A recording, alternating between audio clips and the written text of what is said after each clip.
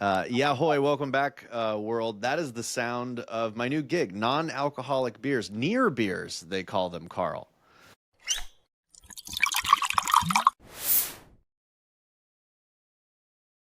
Yeah, They're tasty, they're golden. yeah. This is an athletic, upside down, non-alcoholic beer. I'm into them because, wouldn't you know it, alcohol makes it harder for you to grow bones Oh, I didn't know that. in the human body. Yeah, and coffee. And I tell you what, I drink some beer, and I've been 3 months, 3 months really not drinking it at all. Yeah, And 3 days ago, I got off of coffee, really.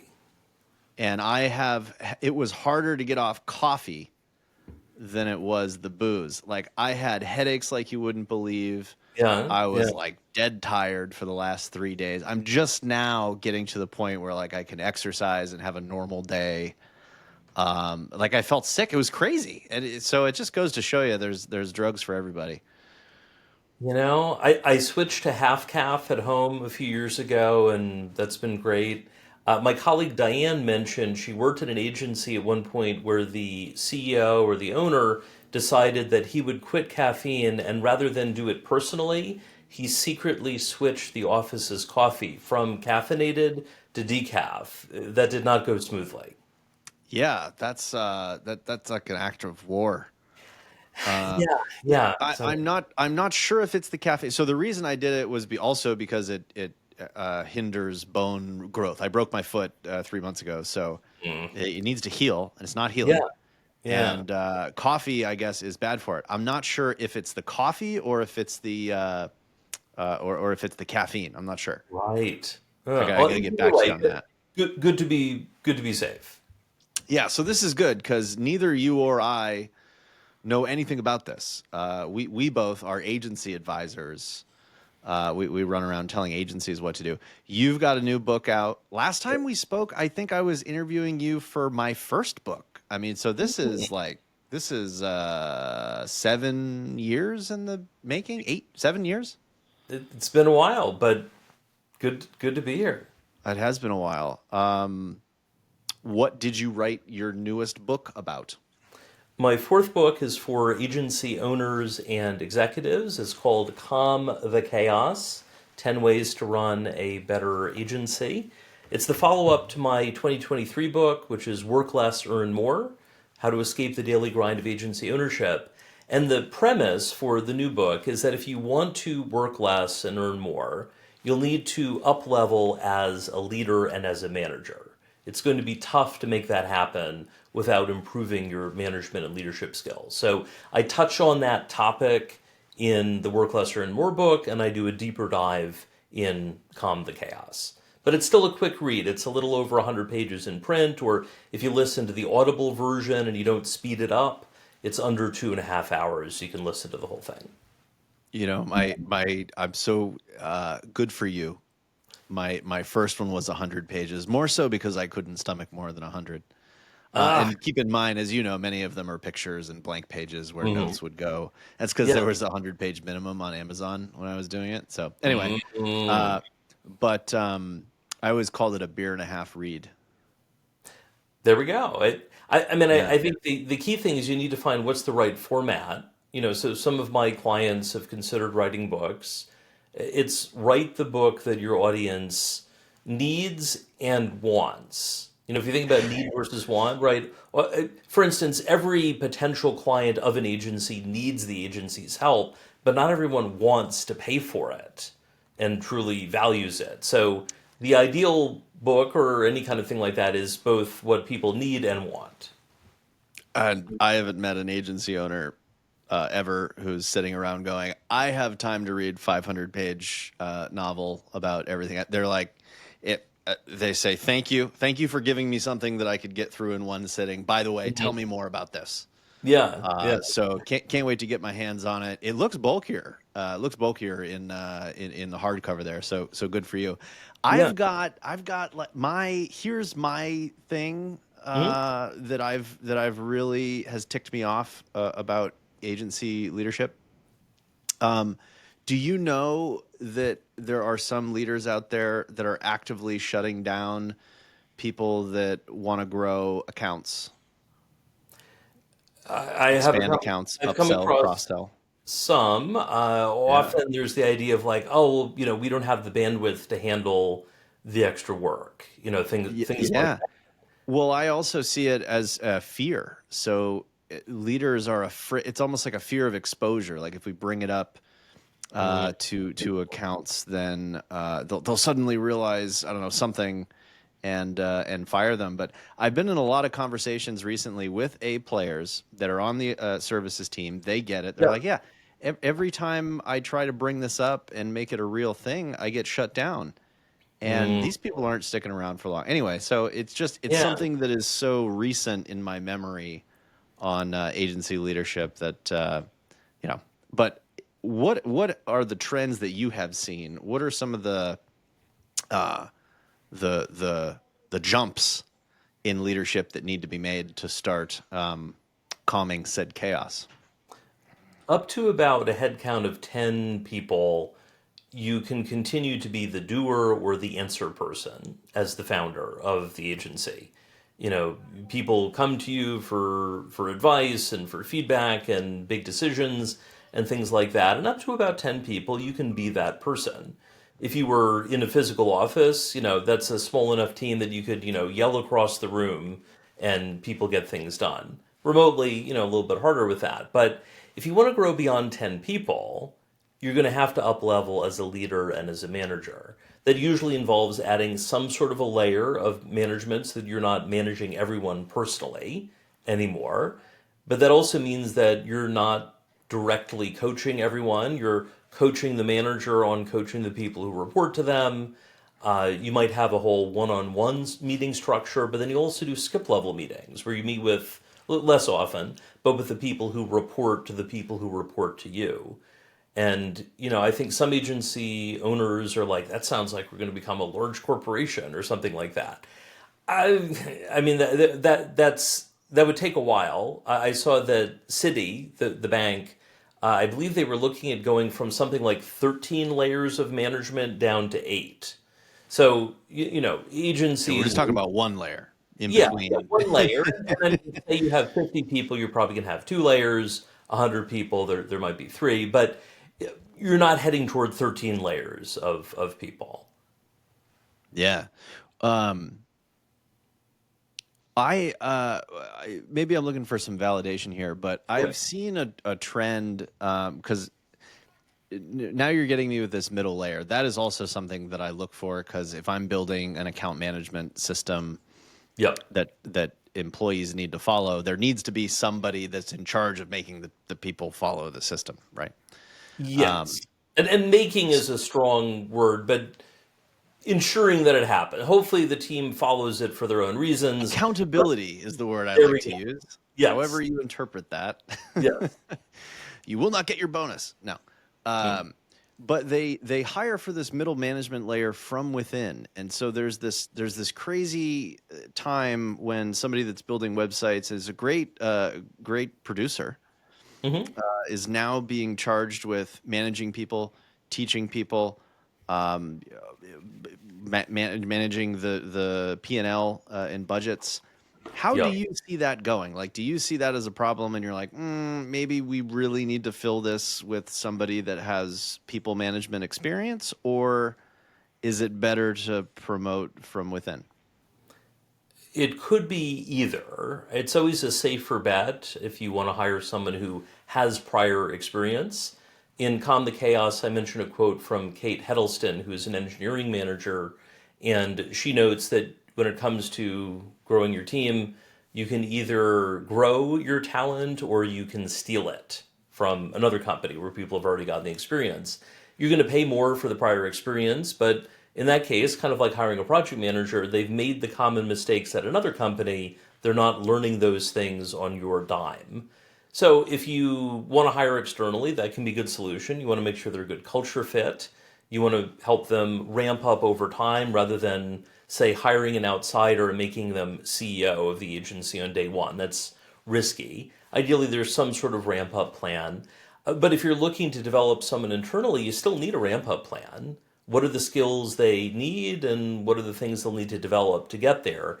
Whenever it comes to promotion from within, and I talk about this in Calm the Chaos, one of the things to consider is, do they have three things when it comes to managing people? You can think of a Venn diagram, three circles in the Venn diagram: desire, competence, and capacity. You need all three of them. If you don't have all three, it's not going to go smoothly. Desire is, do they want to be a manager? Because if you promote someone to management who doesn't want to be a manager, that's not going to go well. Do they have the competence? Do they know how to do the job?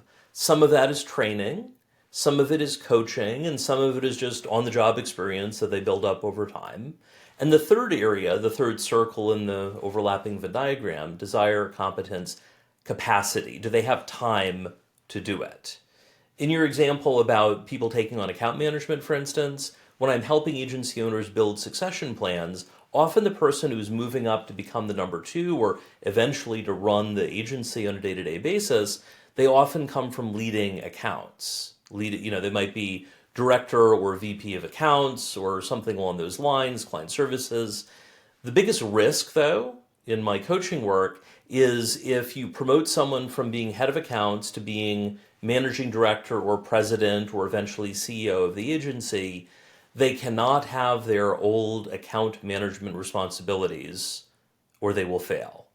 They must delegate those, ideally before they get the promotion, or at least within a month or so. Don't drag it out, because otherwise they're trying to manage the accounts and run the whole business. That goes poorly. I couldn't agree, and I see that specifically happening. Not even taking over leadership, but taking over again. What's the word? Accountability. Yes. Yeah. The accountability or leadership of just the services team, because it absolutely, like, I don't know, maybe 75% of the time, the head of client services, they're playing an operational role. They've got so many very important responsibilities. Yes. Are we in not just delivery, but thinking about growing the accounts, thinking about looking for and training people to recognize churn signals. Yep. And that's even before you get into like building or maintaining a structured account management process. So if Plus, they even have one account, none of that's going to happen. or if it happens, it's going to happen well. It's going to happen poorly. It's going to happen, Friday at 5 p.m., the last thing of the week. Or Yeah, that's what I mean. Like it's yeah. a sad excuse for it happening. It's not happening because their whole identity is, hey, do everything for the account.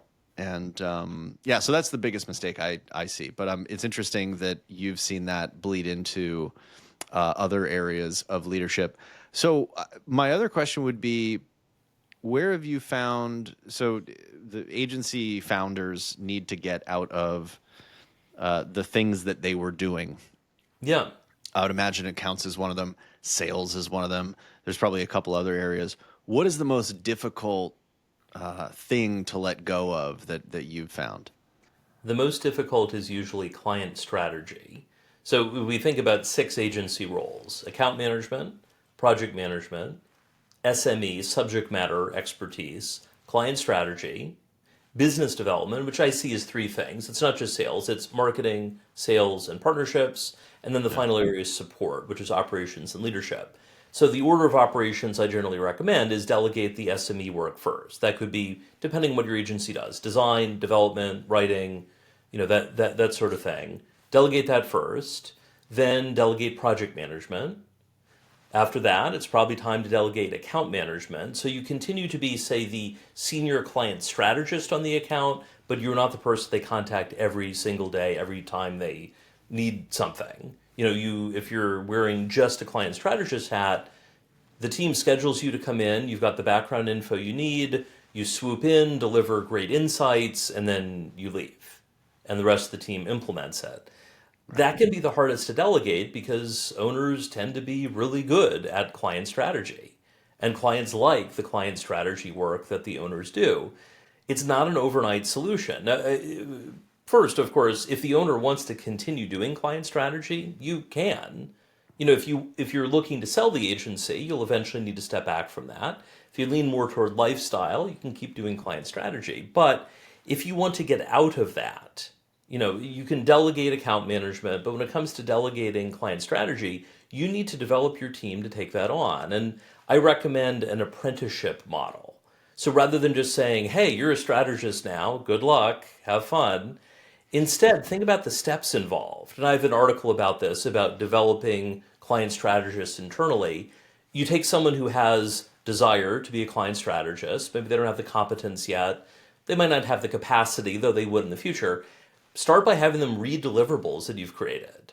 Then have them read through the data that you use to get to that. Maybe eventually you're talking through doing some analysis with them where they're not creating the final report, but they're doing some of the analysis, and you can use that to talk through how it's going. And eventually, over time, they might be creating the deliverable that you present, and eventually maybe they're presenting a deliverable they've built where you're kind of overseeing them.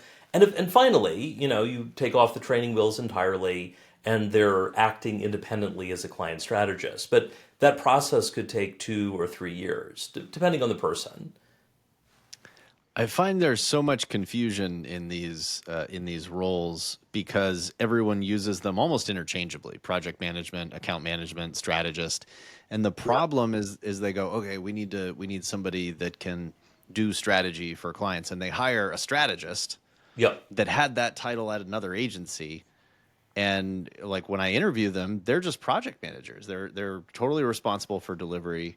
And so I see a big challenge there, an experience gap because of these terms that we're using, without really getting in the hiring process, without really getting into like, okay, well, is this project management, account management, or strategy? And it's interesting that you've got 3 layers there, because I usually talk about them in 2 layers: project managers and account management.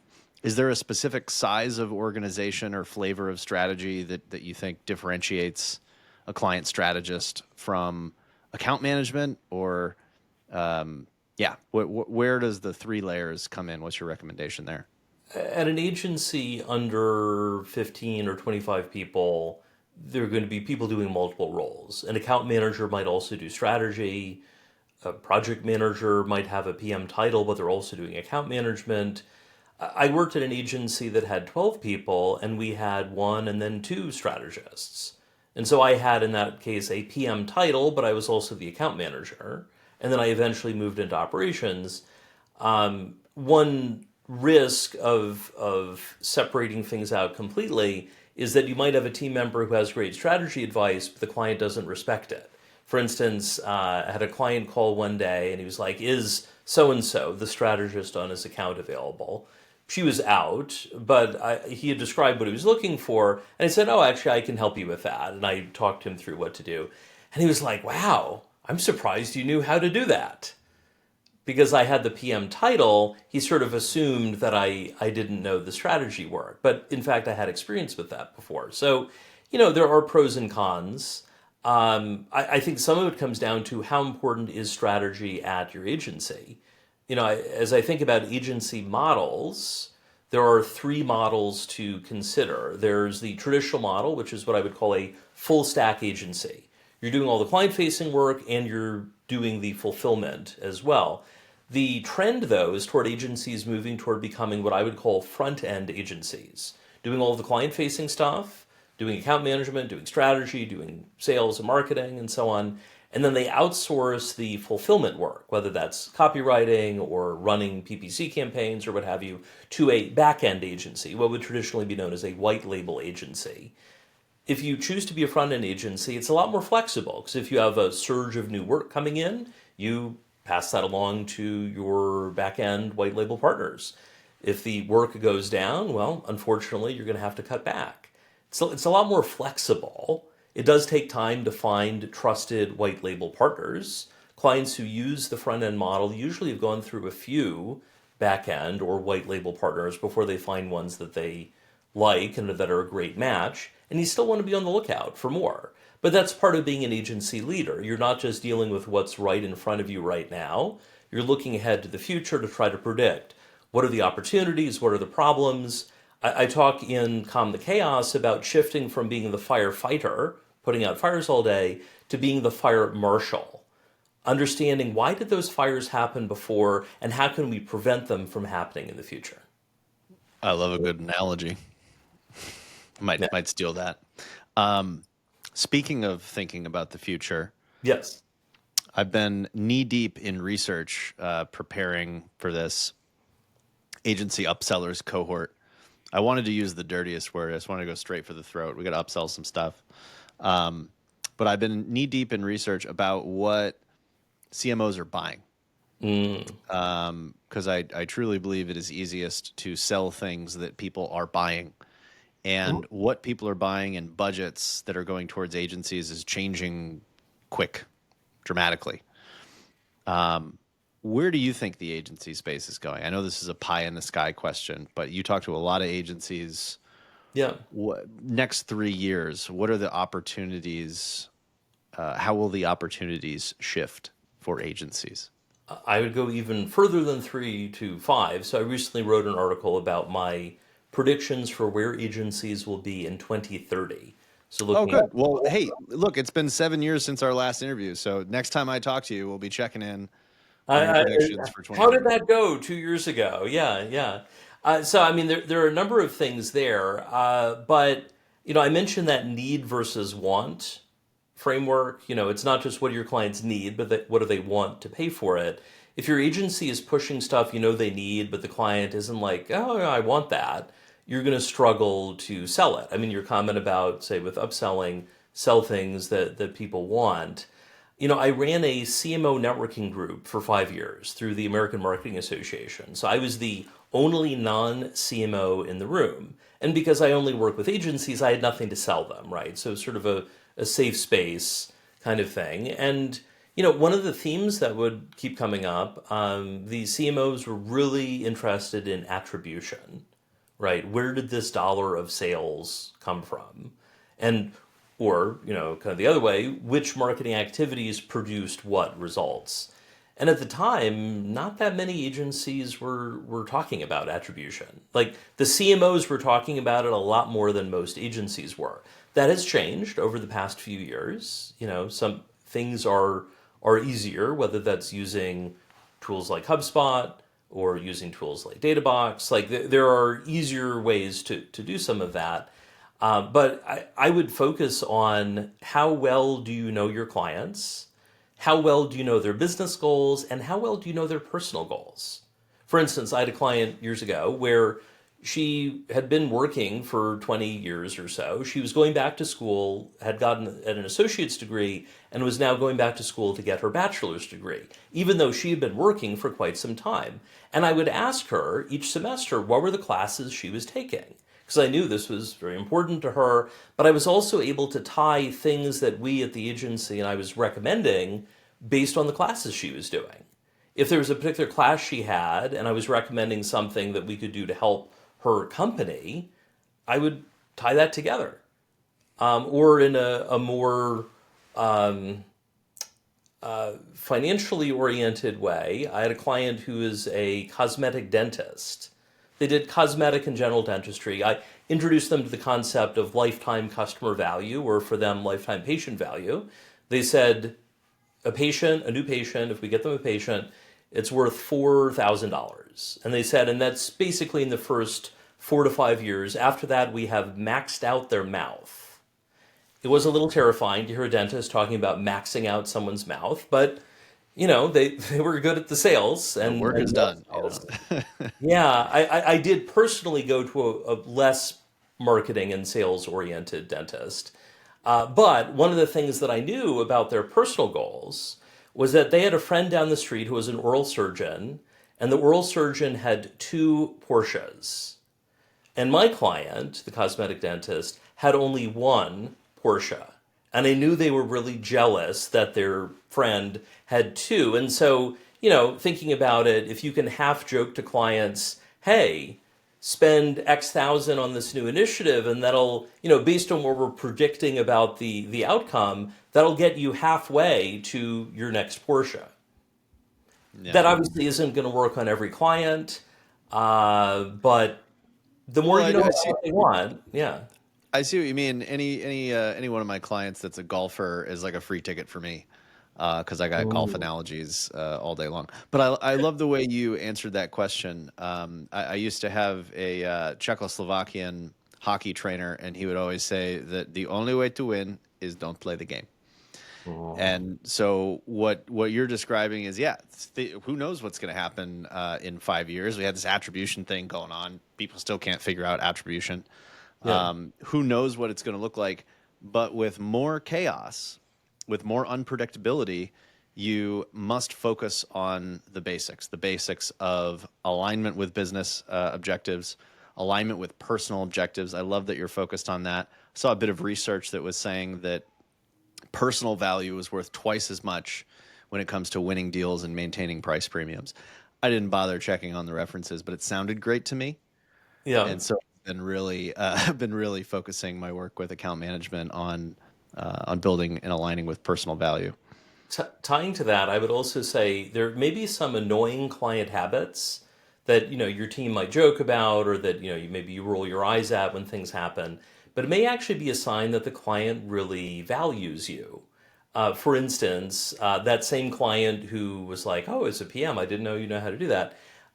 He would, if I was say in a meeting and I didn't answer the phone, he would call every extension in the office because he wanted to talk to someone. And on one hand, that's annoying, and I had to do some boundary setting. On the other hand, he valued our advice and opinion on anything. Like at one point, he needed a new website. We did do web development in addition to our strategy work, but not on the platform he needed. Like he needed something that would be .NET, and we were not .NET oriented. Well, you know what? He hired us to recommend the platform to use that we weren't going to build. And then he hired us to help him find another agency to do the work. Like he Yeah. valued our advice about everything. And so consider some of the clients that might be annoying you with, what seems like a dumb question or an interruption. They don't think it's a dumb question, and they think you are the person with the trusted answer. There's a decision making continuum, and we can sort of judge the relationship based on when we're brought in. If we're only Mm. brought in after the decision is made, hey, I decided to go on this platform. I know you do that. Do you want to Yes. bid on this project? Versus a much more a deeper relationship with a lot more trust is earlier on in that decision making process where they're going, look, I don't even know the right questions to ask. I have Yeah, not yet decided. Can I pay you to help me decide? exactly. Yeah. That's cool. That means you're succeeding. Yeah, and I think there's one more layer of can you pay me to tell me what I should be asking? I don't know. I Yeah, haven't yeah. figured it out yet. I have a drawing as I do. I know you're big on pictures and diagrams and things, so we can collab on that. Um, cool. Well, what about you? What about Sakas and Co. Next? Yeah. Let's do 3 years. When I talk to you again in 3 years, we'll put a date on the calendar. How do you know that you've made progress? Hmm. I probably will have released another book. My initial idea for the next book, I shared Calm the Chaos, the manuscript, with a past client who has sold his agency and is now, now he spends his time golfing, fishing, spending time Oh, with his give kids. him my number. If he's in the Northeast, we can golf. He's not in the Northeast, but good to know for travel. And one of the things he mentioned, he was like, "Okay, this is great," and he had some suggestions. He was like, "But this is about team-related chaos. What about calming the client chaos?" So Ooh. that I think will be the next book. Because I've talked for years about dealing with difficult clients, my reason options choose negotiation framework, things like that. But I have not written a full scale book on getting the best results in serving your clients without them walking all over you. So that'll probably be 2 years out.